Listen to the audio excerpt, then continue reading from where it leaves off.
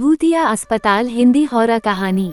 भूतों की कहानियाँ कल्पना के आधार पर लिखी जाती है, लेकिन कल्पना भी कुछ वास्तविकता से अभिप्रेरित होती है। भूतिया अस्पताल एक ऐसी माँ की कहानी है जिसके दुखों के सैलाब ने कई माताओं की गोद को खतरे में डाल दिया। एक बहुत ही पिछड़ा गांव था। वहां लड़कियों की आबादी साल दर साल कम होती जा रही थी। गांव के ज्यादातर लोग लड़का पैदा होने को गौरव मानते थे और वहीं दूसरी तरफ यदि किसी के घर में कन्या पैदा हो जाए तो उसे हीन भावना से देखने लगते थे। उसी गांव में 4 भाइयों का एक परिवार रहता था। सभी भाइयों की शादी हो चुकी थी, लेकिन 3 भाई जो सबसे बड़े थे उनकी औलादों में केवल लड़कियां ही थीं। पूरा खानदान लड़के की आस लगाए बैठा था। तभी उन्हें एक दिन सबसे छोटी बहू, जिसका नाम सीमा था, उसके गर्भवती होने की खबर मिलती है। पूरे परिवार में खुशियों की उमंग छा जाती है। सभी लड़का पैदा होने के इंतजार में छोटी बहू का खूब ख्याल रखते हैं। सीमा का पति अनिल, जो कि कपड़े की दुकान चलाता था, वह भी अपने बच्चे का बेसब्री से इंतजार करता है। परिवार के सभी लोग जानना चाहते थे कि सीमा के गर्भ में लड़का है या लड़की। वह तय करते हैं कि सीमा को गर्भ के लिंग के परीक्षण के लिए अस्पताल ले जाना चाहिए, लेकिन सीमा बच्चे की जांच करने के लिए अस्पताल नहीं जाना चाहती। दरअसल सीमा पहली बार मां बन रही थी और उसके लिए लड़का या लड़की दोनों ही अनमोल थे। उसे लग रहा था कि यदि उसके गर्भ में लड़की हुई तो परिवार के सभी लोग उससे नफरत करने लगेंगे और वह किसी को नाराज नहीं करना चाहती। लेकिन अनिल सीमा को अस्पताल ले जाने के लिए मना लेता है। वह उसे विश्वास दिलाता है कि मुझे कोई फर्क नहीं पड़ता कि तुम लड़के को जन्म दो या लड़की को, बस मुझे पिता बनना है। सीमा अनिल के साथ अस्पताल पहुंच जाती है। अस्पताल में अनिल का एक दोस्त कंपाउंडर था और इस वजह से लिंग परीक्षण का काम जल्दी हो जाता है। परीक्षण की रिपोर्ट में सीमा के गर्भ में लड़की होने की पुष्टि होती है। परिवार को जैसे ही पता चलता है कि सीमा लड़की को जन्म देने वाली है, परिवार में मातम छा जाता है। पूरा परिवार मिलकर अनिल को समझाता है कि ये लड़की हमें नहीं चाहिए। वैसे भी परिवार में इतनी सारी लड़कियां हैं और अब एक और लड़की से परेशानियां बढ़ती जाएंगी। अनिल अपने भाइयों की बात में आ जाता है और सीमा को गर्भपात करने के लिए मनाने की कोशिश करता है, लेकिन सीमा अनिल को गुस्से से चिड़चिड़ाते हुए कहती है, तुम पागल हो, मैं किसी भी कीमत में अपनी बच्ची को नहीं मारने वाली। सीमा और अनिल के बीच इस बात को लेकर कई दिनों तक झगड़ा चलता है। एक दिन सीमा अचानक अपने कमरे में बेहोश हो जाती है। अनिल उसे उठाने की कोशिश करता है, लेकिन जब उसे होश नहीं आता तो वो उसे अस्पताल ले जाता है और इलाज के बहाने अपने दोस्त के साथ मिलकर सीमा का गर्भपात करवा देता है। और जैसे ही सीमा होश में आती है तो उसकी दुनिया उजड़ चुकी होती है। सीमा को पता चल जाता है कि उसकी बच्ची अब इस दुनिया में नहीं रही। सीमा टूट जाती है। उसके परिवार वालों ने ही उसकी मासूम बच्ची छीन ली। सीमा बहुत दुखी थी और उसका गुस्सा बढ़ता ही जा रहा था। अचानक वह अस्पताल के कमरे में चादर से फांसी लगा लेती है और कुछ ही पलों के अंदर सीमा की धड़कनें बंद हो जाती है।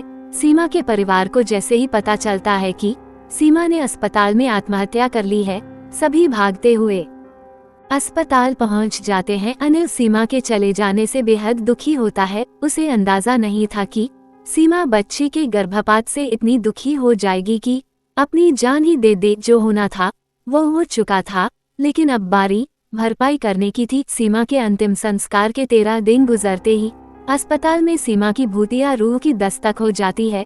डिलीवरी वार्ड में भर्ती सभी बच्चे अचानक अपने अपने बिस्तर से नीचे गिरने लगते हैं। लोगों को समझ में नहीं आता कि एक साथ सभी बच्चे नीचे कैसे गिर गए। हालांकि बच्चों को ज्यादा चोट नहीं आती, लेकिन ये घटना मरीजों के अंदर भूतिया डर बैठाने के लिए काफी थी। इसके बाद अस्पताल में भूत होने की अफवाह तेजी से फैलने लगती है और लोग इसे भूतिया अस्पताल कहने लगते हैं। अस्पताल में एक औरत बच्चे के जन्म के समय आपातकालीन हालात में एम्बुलेंस से अस्पताल पहुंचती है। औरत की हालत गंभीर थी, इसलिए उसे अस्पताल के कंपाउंडर तुरंत स्ट्रेचर में उठाकर ले जाने लगते हैं, लेकिन वो उनके हाथ से छूटकर हवा में लटक जाती है। उसे ऊपर लटका देख वहां मौजूद सभी डर की वजह से इधर उधर भागने लगते हैं और कुछ ही समय में वो ऊपर से नीचे गिरती है और उसे सर में जोरदार चोट लग जाती है, जिससे उसकी जान चली जाती है। एक माँ सीमा के गुस्से की भेंट चढ़ चुकी थी। अस्पताल में रहस्यमय तरीके से मौत